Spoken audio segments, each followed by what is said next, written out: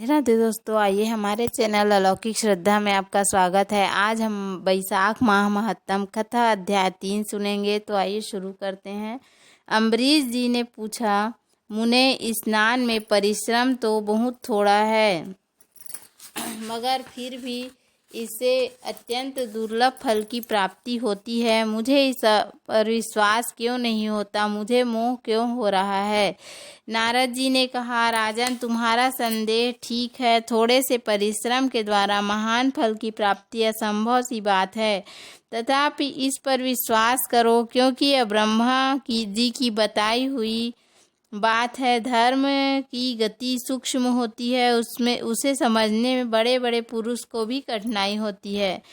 श्री हरि की शक्ति अचित्य है, उनकी कृति में विद्वानों को भी मोह हो जाता है। विश्वामित्र तथा आदि क्षत्रिय थे, किंतु धर्म का अधिक अनुष्ठान करने के कारण वे ब्राह्मण तत्व को प्राप्त हो गए। अतः धर्म की गति अत्यंत सूक्ष्म है। भूपाल, तुमने सुना होगा, अजामिल अपनी धर्म पत्नी का परित्याग करके सदा पाप के मार्ग पर ही चलता था, तथापि मृत्यु के समय उसे केवल पुत्र के स्नेहवश नारायण कहकर पुकारा।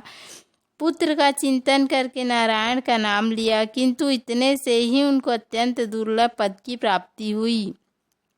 जैसे अनिच्छा पूर्वक भी यदि आग का स्पर्श किया जाए तो वह शरीर को जलाती ही है, उसी प्रकार किसी दूसरे के निमित्त से भी यदि श्री गोविंद का नामोच्चारण किया जाए तो वह पाप राशि को भस्म कर डालता है। जीव विचित्र है, जीवों की भावनाएं विचित्र हैं, कर्म विचित्र है तथा कर्मों की शक्तियां भी विचित्र है। शास्त्र में जिसका महान फल बताया गया हो वही कर्म महान है, फिर वह अल्प परिश्रम साध्य हो या अधिक परिश्रम साध्य। छोटी सी वस्तु से भी बड़ी बड़ी वस्तु का नाश होता देखा जाता है।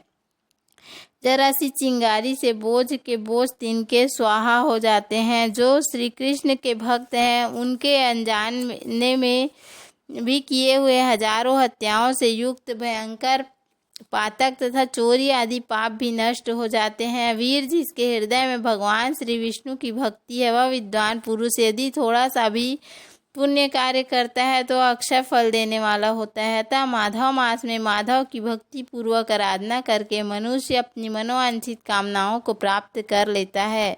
इस विषय में संदेह नहीं करना चाहिए। शास्त्रोक्त विधि से किया जाने वाला छोटे से छोटा कर्म क्यों न हो, उनके द्वारा बड़े से बड़े पाप का भी क्षय हो जाता है तथा उत्तम कर्म की वृद्धि होने लगती है। राजन, भाव से तथा भक्ति से दोनों की अधिकता से फल में अधिकता होती है। धर्म की गति सूक्ष्म है, वह कई प्रकार से जानी जाती है। महाराज, जो भाव से हीन है, जिसके हृदय में उत्तम भाव है तथा भगवान की भक्ति नहीं है, वह अच्छे देश और काल में जा जाकर जीवन भर पवित्र गंगा जल से नहाता और दान देता रहे तो भी कभी शुद्ध नहीं हो सकता। क्योंकि मेरा विचार है, अतः अपने हृदय में एक कमल में शुद्ध भाव की स्थापना करके वैशाख मास में प्रातः स्नान करने वाला जो विशुद्ध चित्त पुरुष भक्ति पूर्वक भगवान लक्ष्मीपति की पूजा करता है, उसके पुण्य का वर्णन करने की शक्ति मुझ में नहीं है। अतः भूपाल, तुम वैशाख मास के फल के विषय में विश्वास करो। छोटा सा शुभ कर्म भी सैकड़ों पाप कर्मों का नाश करने वाला होता है। जैसे हरि नाम के भय से राशि राशि पाप नष्ट होते जाते हैं, उसी प्रकार सूर्य के मेष राशि पर स्थित होने से के समय प्रातः स्नान करने से तथा तीर्थ में भगवान की स्तुति करने से भी समस्त पापों का नाश हो जाता है। जिस प्रकार गरुड़ के तेज से सांप भाग जाते हैं, उसी तरह प्रातः काल वैशाख स्नान करने से पाप पलायन कर जाते हैं। यह निश्चित बात है। जो मनुष्य मेष राशि के सूर्य में, गंगा या नर्मदा के जल में नहाकर 1, 2 या तीनों समय भक्ति भाव के साथ पाप प्रशमन नामक स्त्रोत का पाठ करता है, वह सब पापों से मुक्त होकर परम पद को प्राप्त होता है। अम्बरीश, इस प्रकार मैंने थोड़े में यह वैशाख स्नान का सारा महात्म्य सुना दिया। अब और क्या सुनना चाहते हो? बोलो श्री हरि विष्णु भगवान की जय। अगली कथा हम कल सुनेंगे।